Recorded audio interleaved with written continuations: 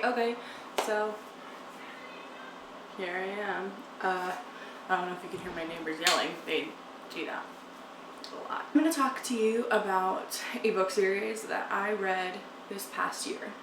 I started March 17th, 2019, and I finished the most recent, I don't want to say final because there is another one coming out, but most recent on March 17th, 2020. So 1 year reading the same book series.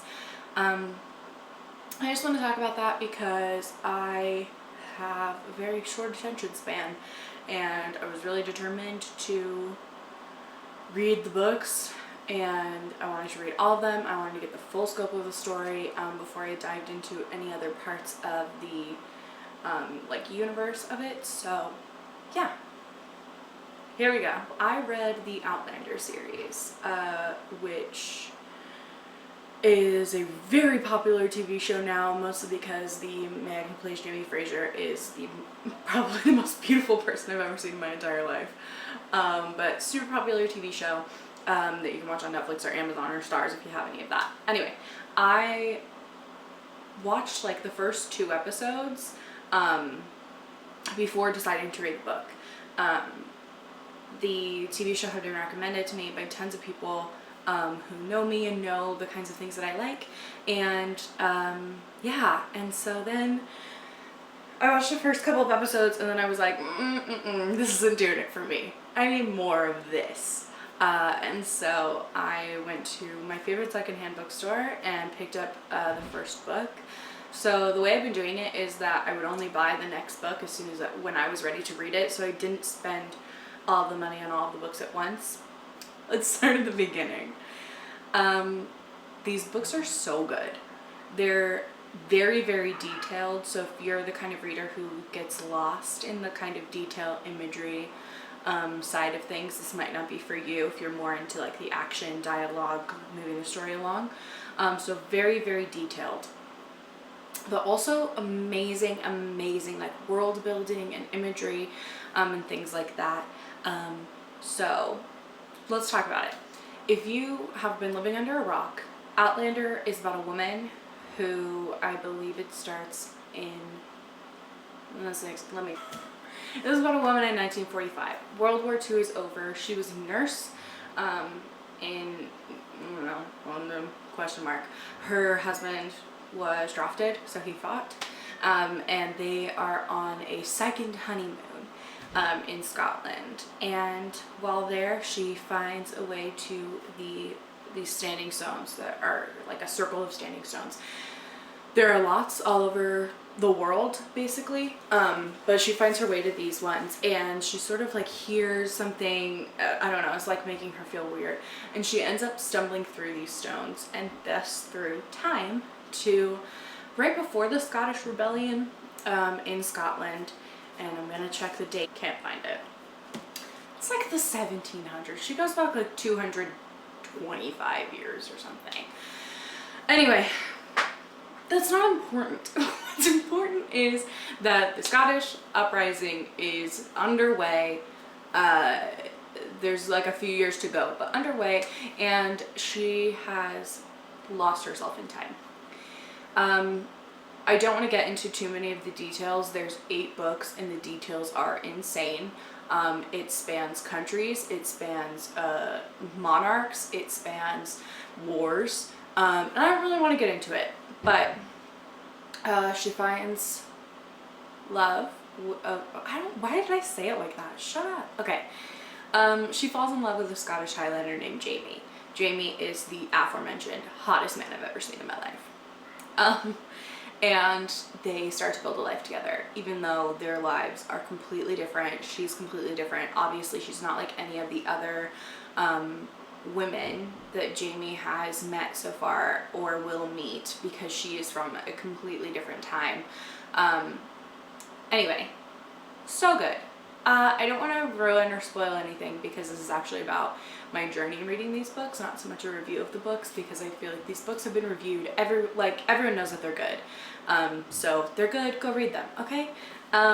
Anyway, I picked up the first one, like I said, March-ish last year, 2019.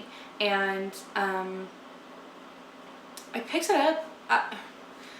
2019 was a really weird year for me, and so these books have kind of anchored my way through there, if that makes any sense.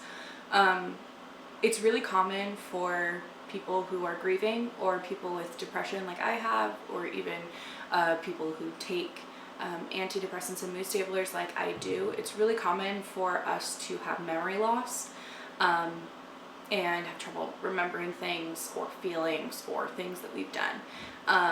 I suffer from that really badly. Having this book series that I was consistent in reading, and that also challenged that memory, because the books, they are a series, so they all tie together. So the 8th one that I have just finished, the most recent published one, and the first one have the same callbacks, and they are linked through the same people and the same characters and the same storylines and the same emotions that the characters feel. So having that to kind of anchor this other thing that I was dealing with that was affecting my memory was really, really good. So I guess I recommend reading. I'm a big recommender of reading. Love it. Anyway, there are 8 books total in the series so far that have been published that I've read. The 9th one is still being written by the author and will hopefully, I'm assuming, fingers crossed, be out by 2021. So what we have is Outlander, Dragonfly and Amber, Voyager, Drums of Autumn, The Fiery Cross, A Breath of Snow and Ashes, An Echo in the Bone, Written in My Own Heart's Blood. And then there is also the Lord John series. Lord John is a character that we are introduced to earlier in the series and becomes a very, very integral part in the series in their interactions with the characters. I don't want to say that I read them with any kind of consistency. Aside from that, I read them within this year. I did find myself needing to take breaks and switch to other genres or other, eras, things like that. I did take breaks where I didn't feel like reading or didn't feel like reading this. So it wasn't the only books that I read in this year. I read lots of other books, but this was the one that tied through the entire year, if that makes sense. Yeah, so really, really good. And it was really interesting to notice the changes as the reading continued. I have now grown accustomed to I wear sleep lotion, and I'm so bad at being asleep, so I wear all lavender and cedarwood and all these things that are supposed to help you sleep. And so now I've grown accustomed to these smells make me think of Outlander and get me in the headspace for reading it, because I read mostly before I go to bed. And so that's been kind of strange. There are times when I'll be oh, I'm gonna switch and I'm gonna read, something actiony or something dystopia for a little while, and just straighten my head, and then I can come back to this, and I will put on my lotion or my whatever, and I'll be no, I have to read Outlander. I just really want to now. So that's been kind of strange, but it was really cool reading these books throughout the year. A lot has changed in my life personally, and a lot has changed in the world. Yeah, this book series really helped me, and when I was in a place that was really unhappy and really dark. And even though this book deals with dark things and themes and events throughout history, it always had a really great way of uplifting me. So over this past year, I've read 8 of the Outlander books, which is, just from calculating the totals on my personal books, 9,077 pages. Which I actually, when I was adding those up, I thought that it was really low. It felt like a lot, like I had read a lot more. I was expecting a little higher number, at least past 10,000, but I guess it wasn't as much as I thought. But like I said, these books are very dense. They're very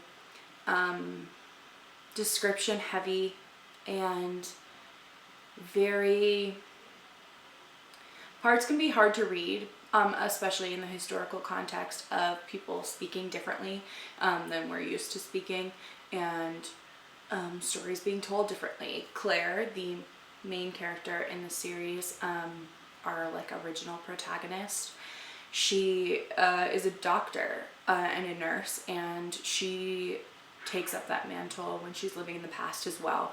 And so a lot of her work, like that we get to see as readers, I almost said characters, oh my god, that'd be cool, as readers, is her explaining how scientifically she knows these things from classes or school or work, her work in her own era, and how she kind of backtracks that through her historical context of what she knows and what she sees around her to kind of make these modern, for the era, modern cures to things.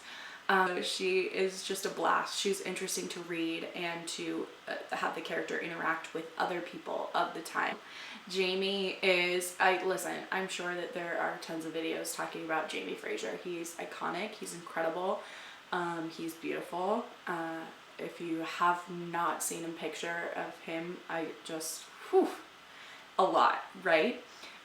He's also really modern in my take, really modern in the view of but feeling comfortable with Claire being the way that she is not only refreshing for Claire, who's stuck in this time where they're behind, she's literally behind in history. So she is having to adjust herself, not only the way that she looks and the way that she speaks and the way that she practices medicine, but in the way that she is. And so it's really nice for Claire to have someone like Jamie who understands that she's independent, that she's strong on her own, that she has done things on her own, and basically that she don't need no man. And it's really great. And they have a mutual respect for each other, which is really nice and really beautiful. And I think what really makes their relationship really special. This TV show is on Stars, so I just want to warn everyone. There's nudity, there's violence, there is graphic scenes that definitely need trigger warnings for abuse, rape, language, things like that. It's very adult content, and this was kind of an experiment for me to see if I could stick with something this long. Like I said, I have a very short attention span. I often don't pay attention to things very long, or I have to multitask to pay attention to things. I do all of my writing and all of my work while there's music playing or TV in the background or anything like that. I just need that kind of activity. So it was an experiment for me, and it turned out for the best, because like I said, I'm feeling a lot better than I was when I started this book series. And I'm really proud of myself for sticking to it and doing what I wanted to do, or what I wanted to accomplish by the end of this, which was read the entire series before I started the TV show. So yeah, I'm really excited to start the TV show. So to see what all the hype is about. Just kidding.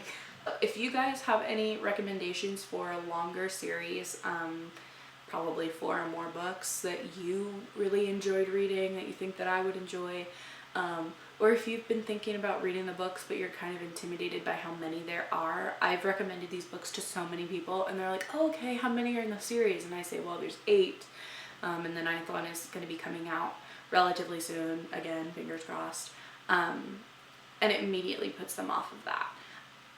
So if that's something that's been hindering you or getting in your way, know that yes, it does take a long time. This was a year of my life, literally a year. And so yes, it takes a long time, but it's so worth it.